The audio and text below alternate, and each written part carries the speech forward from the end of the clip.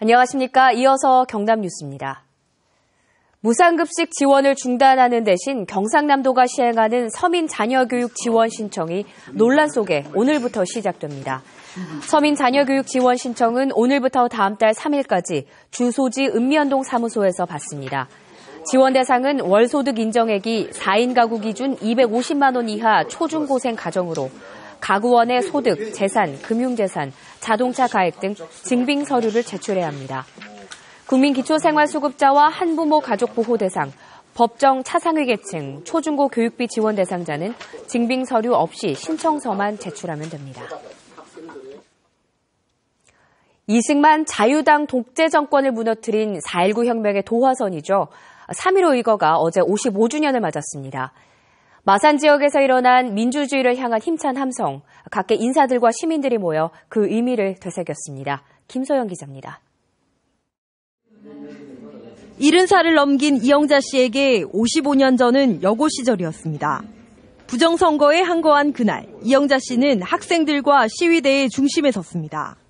하다못해 중학생까지도 다 따라 나갔거든요.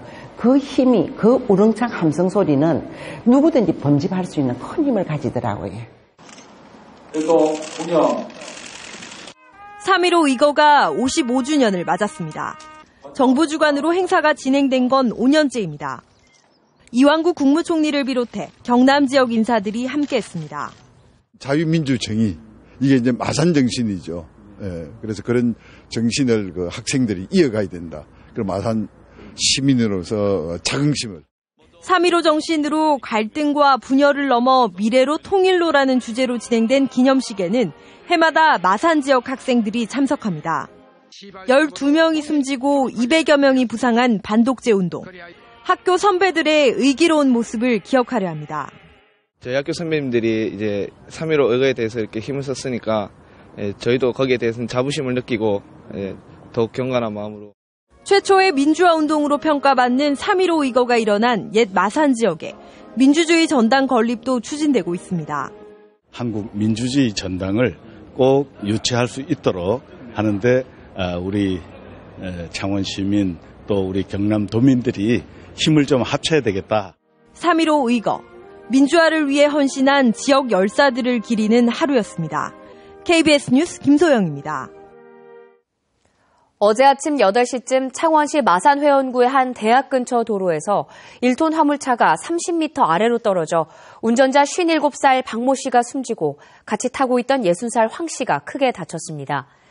경찰은 쇠파이프 등 무거운 짐을 실은 화물차가 오르막 굽은 길에서 균형을 잃고 사고가 난 것으로 보고 있습니다. 어제 창원에서 발생한 아파트 상가 화재에 대해 경찰이 오늘 국과수 감식을 벌입니다. 창원 중부경찰서는 1층 치킨집에서 닭을 튀기던 기름에 불이 붙었다는 가게 주인 61살 김 씨의 진술을 토대로 화재 원인을 조사할 계획입니다. 경찰은 김 씨의 과실 여부를 조사하는 한편 오래된 기름에서 자연 발화했을 가능성에도 염두에 두고 있습니다. 어제 오후 4시 반쯤 창원시 성산구 한 아파트 상가에서 난 불로 50여 명이 연기를 마셔 다쳤고 점포 3개가 탔습니다. 남해군 남면 사촌 해수욕장에 벙커 C유로 추정되는 기름이 유출됐습니다. 남해군은 지난 토요일 사천 해수욕장에 2, 3m의 기름띠가 생겼다는 주민 신고에 따라 어제 주민과 공무원 20여 명이 방제 작업을 했다고 밝혔습니다. 남해군은 풍랑으로 기름이 흘러들어온 것으로 보고 해양안전서가 시료를 채취해 유출 경위를 조사하고 있습니다. 창원 서부경찰서는 마약을 투약한 혐의로 창원시 의창구 39살 이모 씨를 구속했습니다. 이 씨는 지난 11일 자신의 집에서 부산에서 구입한 필로폰 0.03g을 투약한 혐의를 받고 있습니다. 경찰은 이 씨가 가족과 함께 차를 타고 가다가 환각 증세가 나타난다며 경찰서로 와 자수했다고 밝혔습니다. 초중고등학교 학생과 교직원들은 심폐소생술을 포함한 응급처치 교육을 의무적으로 받아야 합니다. 위급 상황에 꼭 필요한 대처 방법인 만큼 중요한 교육인데요. 그런데 인력 부족 등 교육을 실시할 여건이 마땅치가 않습니다. 허효진 기자가 취재했습니다. 하나, 둘, 셋, 넷, 다섯, 여섯. 구호에 맞춰 학생들이 모형의 심폐소생술을 실시합니다. 아직 익숙하지는 않지만 깍지 낀 손으로 연신 가슴을 압박합니다. 한창 장난기 많을 중학생이지만 사람을 살릴 수 있다는 말에 누구보다 진지하게 수업에 임합니다. 이번 수업 덕분에 어떤 응급 상황이 와도 잘 대처할 수 있을 것 같아요. 지난해 크고 작은 재난사고로 심폐소생술 수업은 인기를 끌고 있습니다. 게다가 지난해 학교 보건법이 개정돼 초중고의 모든 학생과 교직원은 심폐소생술 등 응급처치에 관한 수업을 받아야 합니다. 하지만 교육할 수 있는 기관은 충분치 않습니다. 현재 3월인데도 지금 많은 문의가 들어와서 상반기 교육은 다 짜여져 있는 상태입니다. 그래서 지금 하반기로 넘기고 있는데 그것마저도 많은 신청으로 인해서 교육을 많이 받지 못하는. 부산에 있는 11개 소방서 가운데 6개 소방서에는 심폐소생술을 전담할 인력이 아예 없습니다. 민간 교육기관도 사정은 크게 다르지 않습니다. 수요는 밀려들지만 강사나 수업 도구, 장소가 마땅치 않습니다. 제일 아쉬운 점은 아무래도 그 공공적인 그 예산 지원이 되는 것 같아요. 그 강사에 대한 지원이라든지 인력이라든지 그 교육할 수 있는 장소가 이렇게 많지 않기 때문에 그런 부분들이 많이 아쉽습니다. 심폐소생술은 사람의 생명과 직결되는 만큼 의무라는 시간 채우기가 아니라 충분한 교육이 이루어질 수 있는 여건 마련이 시급합니다. KBS 뉴스 허유진입니다. 한일 교환 뉴스입니다. 오늘은 야마구치현 시모노세키시에서 보거축제가 열렸다는 소식 등을 시민보 아나운서가 전해드립니다. 시모노세키시의 한 수산시장. 제철 보거를 맛보기 위한 보거축제가 열렸습니다. 아침부터 많은 사람들이 나와 보거 경매를 지켜봤고 보거회와 보거튀김 등이 평소보다 20-30% 싼 가격으로 판매됐습니다. 또 1m 크기의 큰 냄비에 끓인 1000명분의 보거국이 무료로 제공됐습니다. 행사장에서는 복 잡기를 체험할 수 있는 코너도 마련돼 어린이들이 보거를 맨손으로 잡는 시간도 가졌습니다.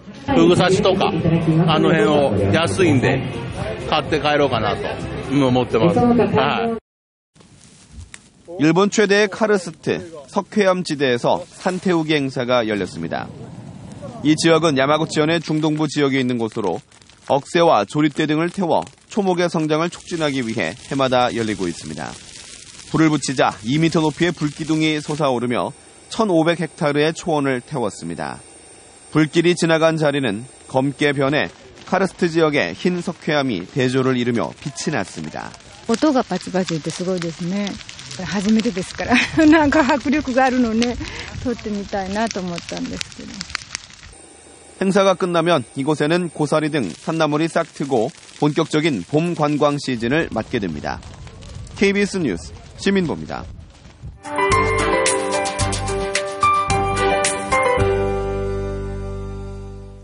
오늘은 따사로운 봄햇볕이 내리쬐며 어제보다 더 따뜻한 날씨를 보이겠습니다. 낮 동안의 기온이 크게 오르겠는데요. 한낮에 창원은 18도, 함양 22도가 예상됩니다. 이 정도 기온이면 평년보다 4도에서 8도가량 높은 수준이고요. 4월 중순에 해당하는 기온입니다. 단 아직 아침 저녁으로는 날씨가 좀 쌀쌀하겠는데요. 봄 날씨답게 일교차가 크게 벌어집니다. 감기에 걸리지 않도록 적절한 옷차림이 필요하겠습니다. 현재 경남 지역은 구름 해양이 많은 상태고요. 대기의 질은 비교적 깨끗한 편입니다. 오전까지는 이렇게 구름 많은 날씨를 보이다가 낮부터 맑은 하늘을 되찾겠습니다. 오늘 따스한 남서풍이 불어오면서 낮 기온을 한층 더 끌어올리겠는데요. 오늘 한낮 기온은 밀양 21도, 김해 19도까지 기온이 크게 오르겠습니다. 한편 건조함은 계속되고 있습니다. 지금도 경남 전 지역에 건조주의보가 발효 중인데요. 모레 비가 내리기 전까지 이 건조한 날씨는 계속 이어지겠습니다. 오늘도 불이 나지 않도록 불조심하셔야겠습니다. 서부 지역도 대기는 매우 건조하겠고요. 일교차는 크겠습니다. 오늘 아침 기온 일부 지역 영하로 떨어져 출근길은 좀 쌀쌀했는데요. 한낮 기온은 진주 20도, 남해 19도 등으로 무척 포근하겠습니다. 오늘 남해상에서는 밤부터 짙은 안개를 주의하셔야겠고요. 물결은 0.5에서 1m로 낮게 일겠습니다. 내일도 따뜻한 봄 날씨가 이어집니다. 수요일과 목요일에는 경남 전 지역에 비가 내리겠는데요. 특히 남해안과 지리산 부근을 중심으로 다소 많은 비가 예상됩니다. 기상경보였습니다. 창원지방법원이 회생을 결정받은 회사가 전기료를 선납하지 않으면 단전하는 한국전력의 약관에 제동을 걸었습니다. 창원지방법원 마산지원은 법인 회생 신청을 한 하만의 A회사 관리인이 한전을 상대로 낸 전력공급 재개 가처분 신청에 대해 한전은 전력공급을 재개하라고 결정했습니다. A사는 전기요금을 체납해 지난해 6월 단전됐고 이후 회생 개시 결정이 났지만 한전은 전기 기본공급 약관에 따라 3개월분의 전기료 선납을 요구하며 전기를 공급하지 않았습니다. 거제와 통영 고성 지역 조선협력업체들의 임금 협상 타결률이 지난해의 절반 수준입니다. 고용노동부 통영지청은 세 지역의 245개 조선협력업체 가운데 임금 협상이 타결된 곳은 109곳으로 타결률이 44.4%에 그쳐 지난해 83%보다 크게 낮았다고 밝혔습니다. 이는 원청인 삼성조선의 임금 협상이 지난 1월 말로 늦게 타결되면서 협력업체의 임금 협상도 늦어진 것으로 분석됩니다. 보건복지부는 합천에 있는 합천병원과 창녕의 창녕서울병원 두 곳이 3년 연속 법정 기준을 충족하지 못해 응급의료기관 지정을 취소했다고 밝혔습니다. 통영서울병원과 하동병원, 함안중앙병원, 함양성심병원 4곳도 기준을 충족하지 못했지만 지역 내 유일한 응급의료기관이어서 지정 취소가 유예됐습니다.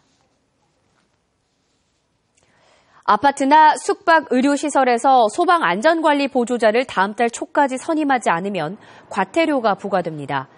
창원소방본부는 300가구 이상 거주하는 아파트나 숙박시설, 의료시설 등에서 소방안전관리 보조자를 다음 달 8일까지 선임해야 한다고 밝혔습니다. 소방안전관리 보조자는 소방안전관리자를 보조하는 제도로 연면적 15,000제곱미터마다 1명씩, 아파트는 300가구마다 1명씩 선임해야 합니다. 창원시립교향악단 제286회 정기연주회가 오는 20일 저녁 7시 30분 창원 3.15 아트센터 대극장에서 열립니다. 제6회 다예랑 한지공예 연구회 회원전 한국미의 어우러짐전이 오는 20일부터 경남문화예술회관에서 열립니다. 시민의 작가와 함께하는 여유, 쉼표전이 이달 말까지 거제 해금강 테마박물관 유경미술관에서 전시됩니다. KBS 뉴스를 마칩니다. 고맙습니다.